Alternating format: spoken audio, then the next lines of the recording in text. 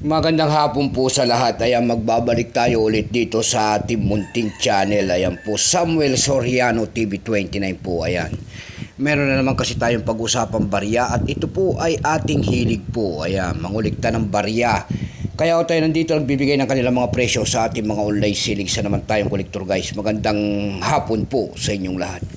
Ang pag-usapan natin barya guys, ito po ay tinatawag nila na 1 euro. 1 euro po, ayan. 1 euro po ng bansang Australia. Ayan. 1 euro.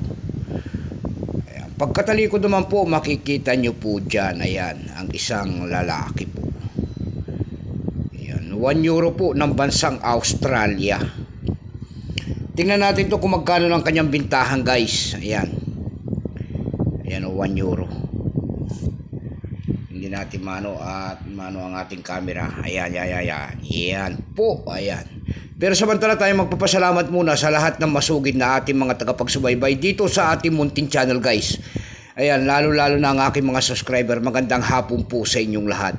Magandang hapon din po sa mga nakapalo dyan sa aking FB page. Ayan, lahat po na nakapalo sa aking FB page, Samuel Soriano TV29. Ayan. Magandang hapon po sa inyong lahat. Ayan, and God bless, mabuhay po kayo. Yun naman po hindi na pa po sa kapag-subscribe. Ayan, sana dito sa ating munting channel, anyayaan ko lang sana kahit malaking tulong na po ubagay ang inyong magagawa. Tulad na lamang po ng pagpindot ng ating subscribe button, like and share. Ayan, para ma-update ko naman kayo sa mga bago ko pang ilalabas na video about coins guys. Ayan, magandang hapon po. Ayan ang ating pag-usapan. Tingnan natin ito. 1 euro po ng bansang Australia. Coins, ayan. Nagsimulang years dito guys, mula year 2008 hanggang 2024. Value po niyan ay 1 euro. Currency euro 2002 up to date po. May ang kanyang ginamit na materyales sa barya na yan po ay bimetallic, copper, nickel, glad nickel, center in nickel brass ring. Ayan, napakahaba.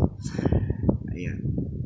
May bigat lamang itong 7.5 grams. May haba itong 23.25 mm. May kapal po naman itong 2.33 mm. Orientation niyan ay middle alignment. Number NDAS 7905. Reference number KMDAS 3142. Ayan. Yan, lalaki na yan. Ayan. Wolfgang. Ayan. Ama Diyos. Ayan. Masart, ayan, Misart. Yan ang pangalan ng bata. Ang hirap bagkisin ang kanyang pangalan. Year 2017 ito guys, ayan. Year 2017 lamang yan, bago. Pero 5 years na rin guys.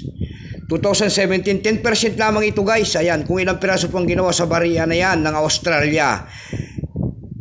Excuse me po. Nuubo tayo guys.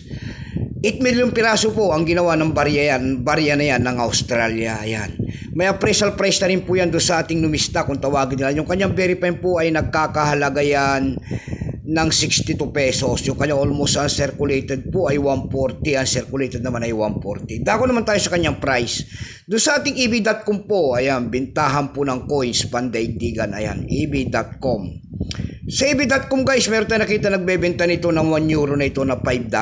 Ayan.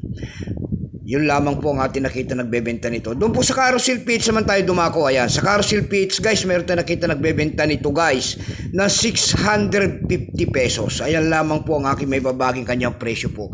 Keep safe po sa inyo lahat. God bless.